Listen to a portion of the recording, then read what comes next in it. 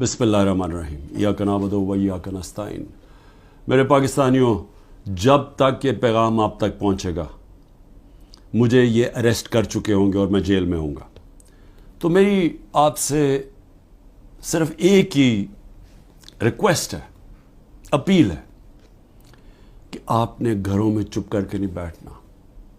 میں یہ جو جد و جہد کر رہا ہوں یہ اپنی ذات کے لیے نہیں کر رہا، یہ اپنی قوم کے لیے کر رہا ہوں، آپ کے لیے کر رہا ہوں، آپ کے بچوں کے مستقبل کے لیے کر رہا ہوں۔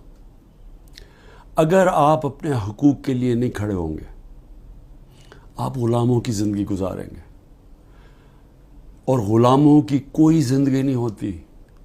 غلام ایسے ہوتے ہیں جیسے چونٹیاں زمین پہ ہوتی ہیں، ان کے اوپر پرواز نہیں ہوتی۔ اور یہ بڑی خواب کا نام تھا پاکستان، نعرہ تھا لا الہ الا اللہ، پاکستان کا مطلب کیا؟